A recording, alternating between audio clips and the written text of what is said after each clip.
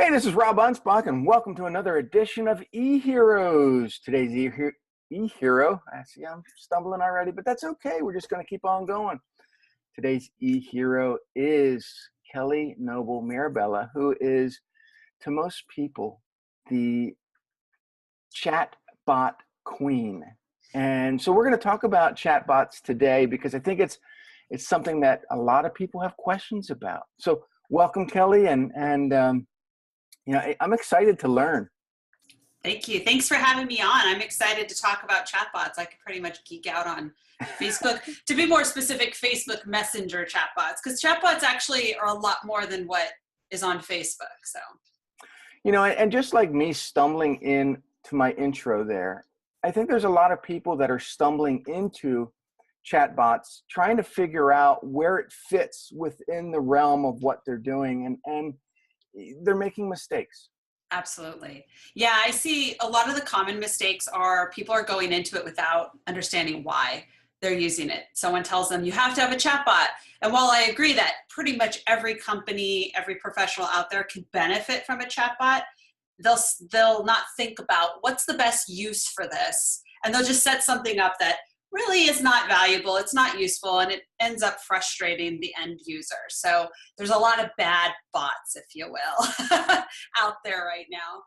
And there's a lot of, there is bad bots. And then there's bad commands, because I landed on something the other day, a website or something, and it had a chat bot, and the options didn't make any sense. Mm-hmm. And, so I clicked one, and it took me somewhere, and the response was not what I had hoped. Clear. Yeah. Right. So whoever's making these is not knowledgeable about what, the conversation, like human conversation. Yeah. Yeah.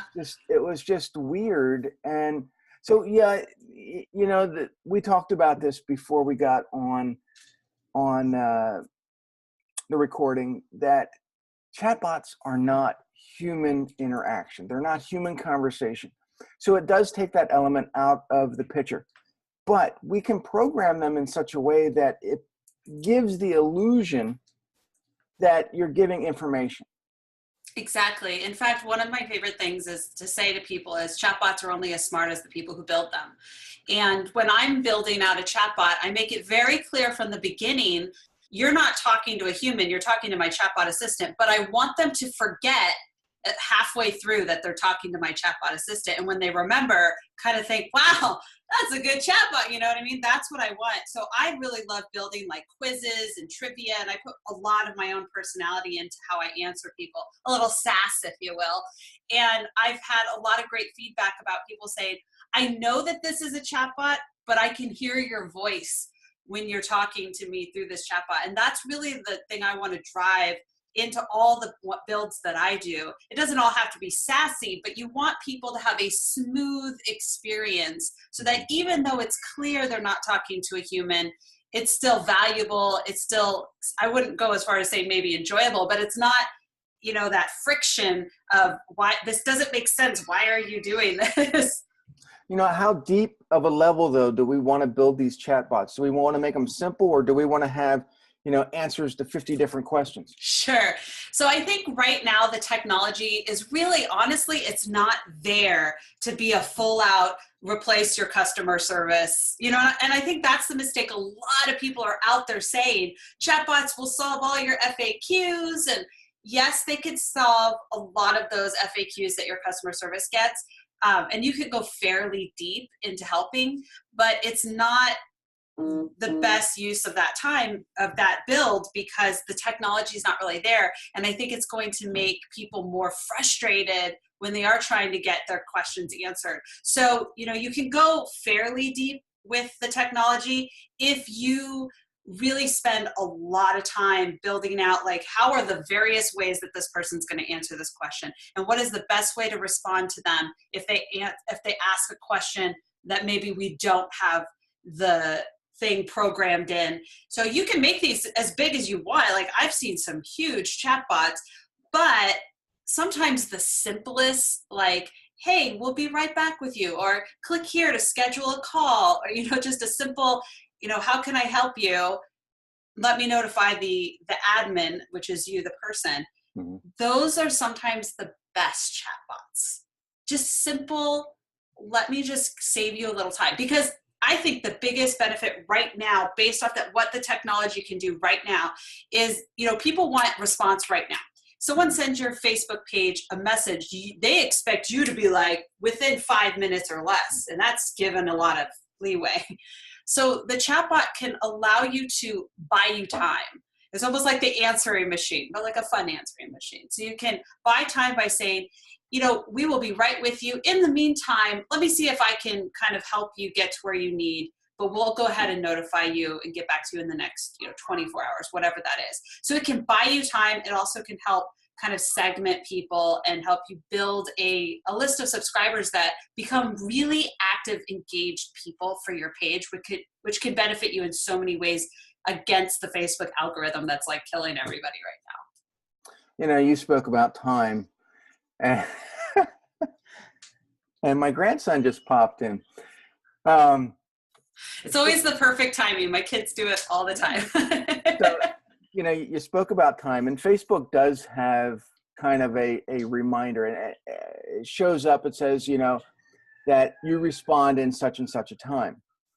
And, I've gone to pages where it says, responds in an hour, or, a couple hours, or 24 hours. And, whereas if you have a chatbot that's already programmed, it reduces that time. Mm-hmm. And now Facebook changes it to say, hey, it responds almost instantly. Immediately. Yeah, within a couple minutes. I think mine, I haven't checked mine lately. It fluctuates anywhere between instant replies and 15 minutes or something like that. But I always have that badge on my thing because I have a lot of chatbots on my page. Wow.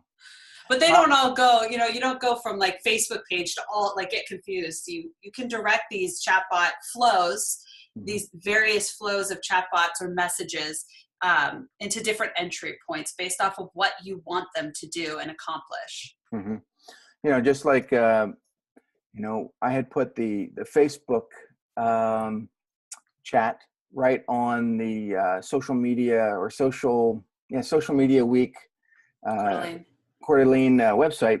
And then you enhance that with, the different elements. So we can actually establish a direct connect, a direct chat on our websites with the different options that people can take. Yeah. Does that help? Does that hinder? It does. I think it helps specifically for events. And when we're talking about like social media week, we have this chatbot bubble on our website. And yes, you can get a lot of that information on the website, obviously. But if you could get people into your chatbot and have them subscribe, when the event starts, there's so much more power we can give to our attendees and help them with. We can have them, subscribe to updates about if a room changes that they're looking for. If you have various speakers in various rooms, you can give them information about, when lunch is coming up, here's what you can expect, or here's the hashtag, here's how you can play along, if you will.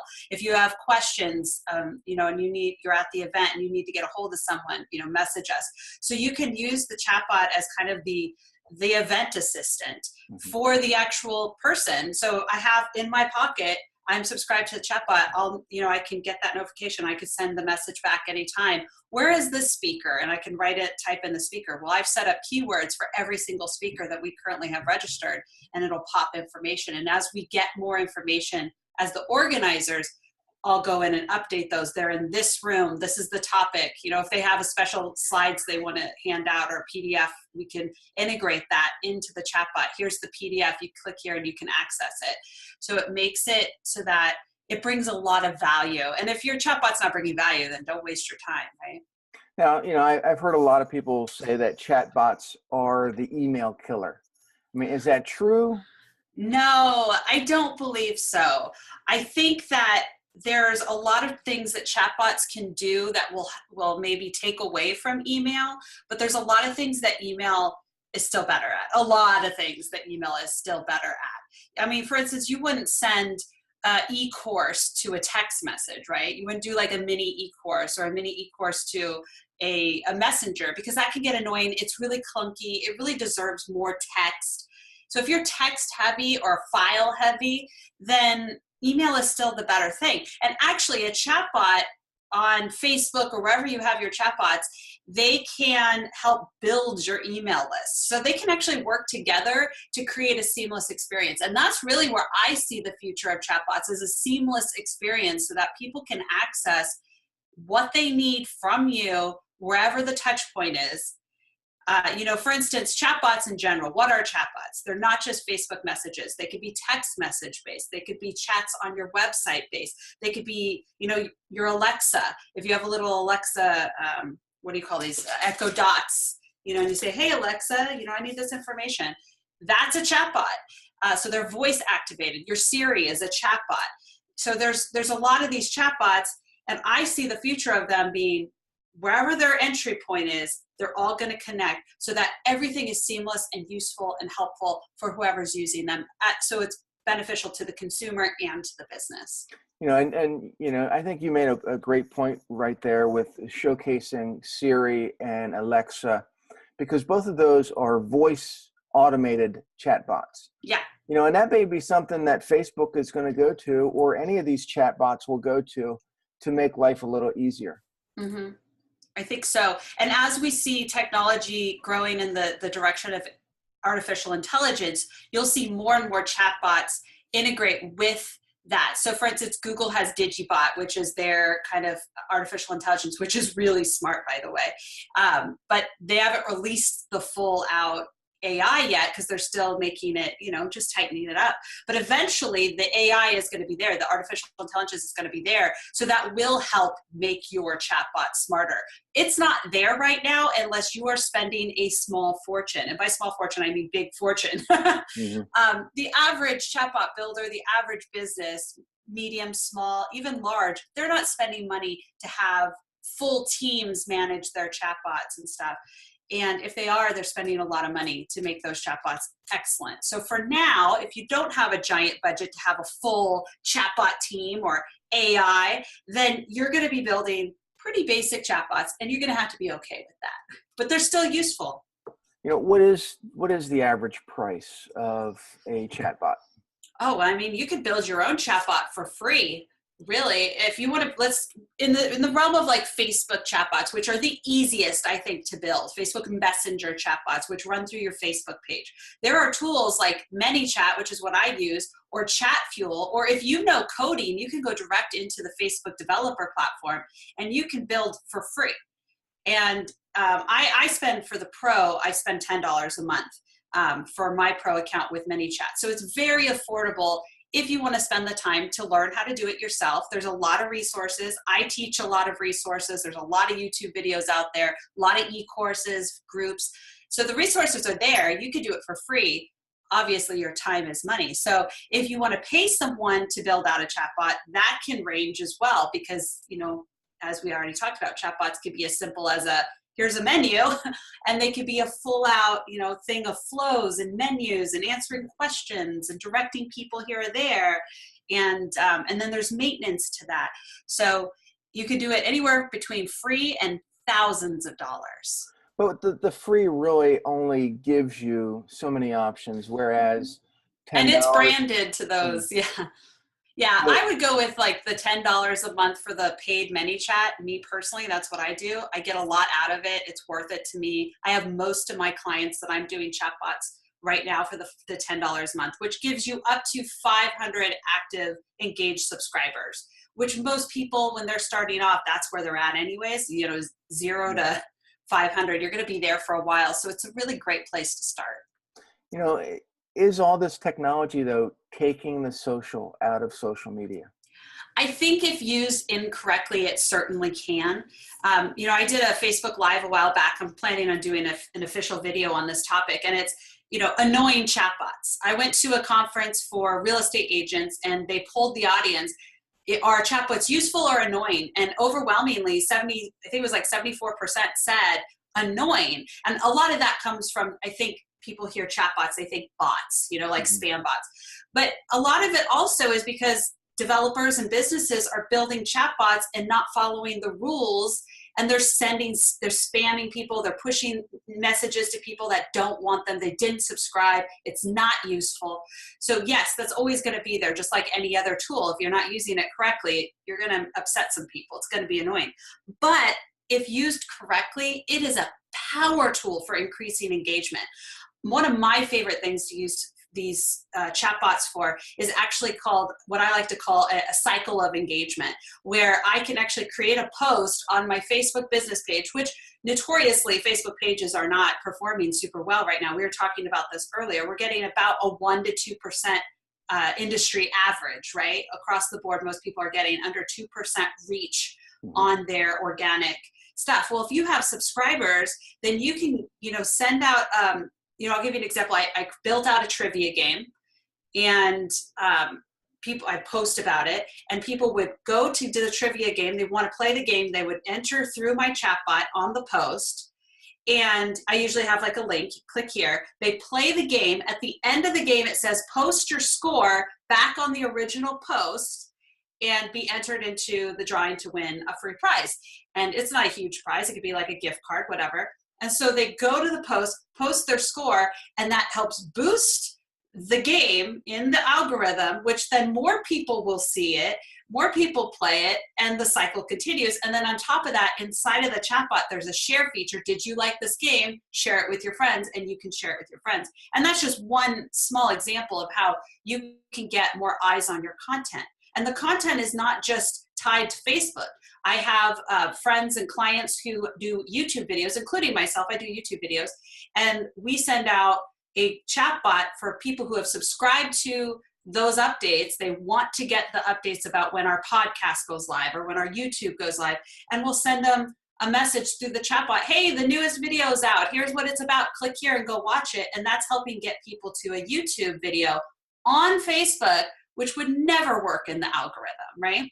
So if used correctly, it could be a power tool to increase engagement and get eyes on your other content pieces.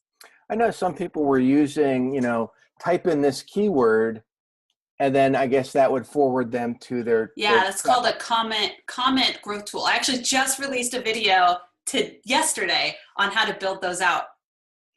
And, I've been watching some of these people, but they don't follow through.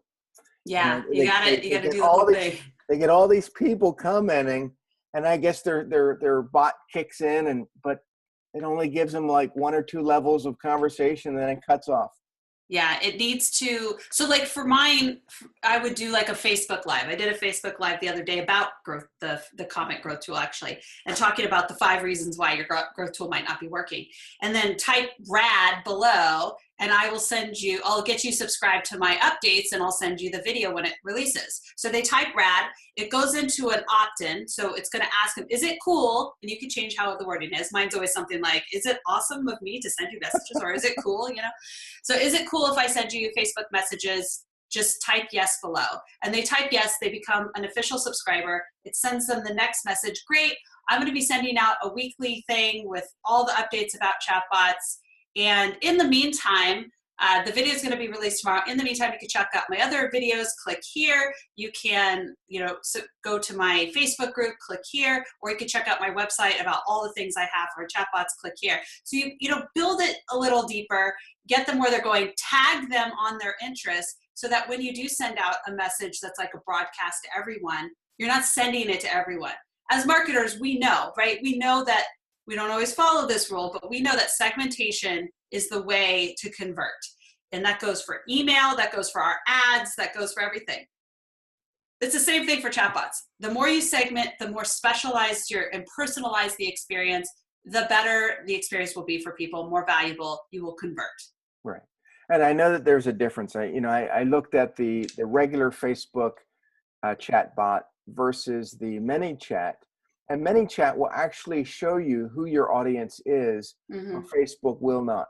Yeah, so I actually can go in and I can look at all of my subscribers. I can add tags to them so I know, well, this subscriber is interested in, chatbots. This one's interested in Facebook marketing and so on. So when I have specials that I'm doing, or a new video or new training or a podcast, I can send them, because, I'm a multifaceted gal. I like to talk about chatbots. I also run a social media marketing business, and I also do videos for entrepreneurs that are, within their first 5 years. So obviously not everyone's going to be interested in everything I'm doing, so we segment. It's an important thing, but it is nice to be able to see the whole list. Plus, in ManyChat, you can export their user ID data and create custom audiences in Facebook ads, which is huge. Yeah. I mean, I've taken a lot of my LinkedIn, and I don't spam them. I don't send them emails. But you can take that information, throw it into Facebook, and create a mirror-like audience. And now you're targeting people just like them, and exactly get people into your chatbot. And here's the kicker with the chatbot ones, the Facebook ones. So if you take, let's say, your email list, just an email list, and you import it into Facebook ads to create a custom audience, Facebook basically matches up those emails with the emails that are within Facebook. So you might get, 30 to 50% of those people on your list you can target. When you take you're taking a Facebook user ID, you're getting near 100% import. So when you take your Facebook Messenger subscribers, those people are all on Facebook. You have their actual Facebook user ID. You're getting, the only reason it might not be 100% is maybe they got kicked, they were a spammer and they got kicked off Facebook. But almost everyone on that list is coming through and you're targeting. So it's literally a 100%, target audience, which is huge for conversions, because you might be thinking, well, why would I want to get more of the same, show the same people? So you have a highly engaged audience that have opted into your chatbot. These people are pretty dang engaged with you if you've built it right. And so you're going to want to convert something. Maybe you're selling something.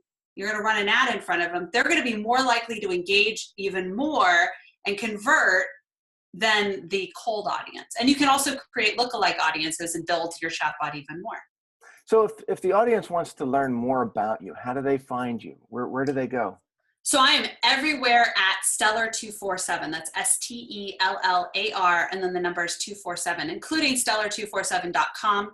And over on YouTube is where all my baby got bot 80s style chatbot tutorials are. So if you like the 80s and you want to, you're done with boring chatbot videos, come on over. Stellar247. Baby got bot. Baby got bot. That's classic. So how'd you get into all this? I mean, what fascinated you about chatbots? Well, so you mentioned, I think offline, we were talking about when was the first time we heard about chatbots. So the first time I heard about chatbots, I was actually just on Facebook doing my thing because I'm a social media marketer. And I saw an ad from actually a company called Message Hero, who's still out. And they had the comment, all they did back then was the comment trigger. So you write a comment and it sends a message. And they were advertising this. And I thought, is this real? This is too good to be true, kind of thing. And it was real. I tested it. I was like, this is amazing. And my mind starts racing. This was 2 years ago. And I bought it. It was like $200 for a lifetime thing. I don't even use it anymore, by the way. But I started playing with it, and I kind of still used it over the years. And then I went to social media marketing world, and they were talking about it. I was like, I got to dive more into that. And I was having a conversation with someone else who's really big into chatbots now. She got into chatbots because of this conversation I had with her. She was doing stuff with Facebook Live, and I said, they got this comment thing. And you can, a chatbot, it's amazing. And she started doing it. She actually based her whole business off of this. Wow. And she started seeing all the success. And it was kind of always in the back of my head. I always had this other tool I kind of played with, never really got into it. Last December, I finally had time because, I'm busy. I'm like, I'm just going to start, I'm going to dive in. We're going to play with this. Let's do it. I signed up for ManyChat. And man, did I become obsessed. I was doing this I have 2 little kids. Sunday morning, kids are watching cartoons. I'm drinking coffee and building chatbots. And I built probably 20 chatbot flows in my first month just because I was like, this is the coolest thing ever. And I'm really visual, so to be able to see the flows and stuff. And I just became obsessed. But with that obsession, I needed to learn more and more and more. So I would go out to YouTube and watch these really boring, poorly edited videos. No offense to those people. Great of them to put out, content that helps people. But I've always been known as someone who can take complicated Facebook and Instagram and, complicated strategies and really simplify them for the average person. And I've done training videos before. I've done training classes and courses. So I was like, why can't I do that with chatbots? As I learn, I'll create a video and I'll do it. And then it became these 80s videos. That's a whole other story. And so now I do these 80s videos that are not only really fun, but also to the point, let me show you how. And that's kind of how I got into it. It's just, I had fun. And I thought, I'm going to take everyone else along with me. As I learn, let me teach you too. So I by no means would call myself an expert. Other people certainly do, which is nice. Thank you. But I'm always learning. I'm a student of this fun thing that I really enjoy, and I might as well just share that knowledge with everyone else who wants to come along. Yeah, and you know, and I think both of us, you know, we produce videos all the time. You know, my grandson pops in every now and then. Your kids pop in every now and then. And you know, there's a lot of people out there who take this stuff very seriously, and they're like, "Well, Rob, you got to quit fooling around and just give us the information." And it's like, you know, this is not serious, people. Yeah, part of it is, but also this is also a learning process. Yeah. You know, and as entrepreneurs, we're going to make mistakes, but we're going to have fun doing it. Exactly. And if we spend our whole time being serious and diving deep into this stuff and going, you know, we're going to get burned out. So we take things as a lighthearted, we mix them with our families, we balance it out, and we have fun. Exactly. And I think that there's a lot of people out there that are afraid to do videos. They're afraid to mess up. They're afraid to do chatbots. They're afraid to do, you know, just start doing. Just do. Yeah, exactly. If you want to, and I just talked to someone, I think yesterday, they said, where do I start with this chatbot? I was doing a consulting session with someone. I was coaching them on how to do a chatbot and just showing them around. And she goes, so what should I do? And I said, just start playing with it. You literally, you go into ManyChat, you could build flows. You do not have to make them public. You could just play with it. And that's what I did for the first month, is just built all these flows. And then I started a Facebook group where I was like, hey, you guys want to test these out for me? And that's all I did. And then I started reaching out to people. I reached out to you guys at Social Media Week, Kutalin, and thought, you know, I'm doing the session on chatbots. Can I build your chatbot? I just want to do it. And that's really part of the initial stages, is you just got to do. Whatever it is, don't be afraid. It's okay to mess up. That's how you learn. You just got to do. Yeah. So all you listeners out there, just make sure that you mess up. Yeah. It's good. It's good. That's how you learn to not mess up in the future. Yeah. You know, and you know, I've spent 10 years at least doing social media. Before that, I, you know, did all kinds of marketing, but I've been in this industry for a long time. I've made a lot of mistakes. I'm going to continue making mistakes, but you know, you have people like Kelly who are constantly out there as well, who are there to help you. And that's what makes her, you know, an e-hero. And I want you guys to reach out to her, you know, if you want a chatbot, if you want, you know, not that, you know, I want to give you the social media. That's great. But if you don't like my advice, go to Kelly. You know, there are people out there. Yeah, there's plenty of work to go around. I'm not one of those people that say, yeah, I can't interview somebody because they do what I do. I interview everybody, and you're going to experience that on the e-hero shows. You're going to see me interviewing people that do exactly what I do, because they're going to come from a different perspective. They're going to come from a different learning experience, and they're going to have different answers that I have. So, you know, continue to listen, continue to learn, and please go see Kelly. So it's at Stellar 247. Yep, everywhere. Everywhere. And then watch her Baby Got Bot videos. And someone's calling me. So that's it. So we'll see you on the next e-heroes, or if you're watching, yes, see, if you're catching it on iTunes, you're going to hear it. So adios. See ya.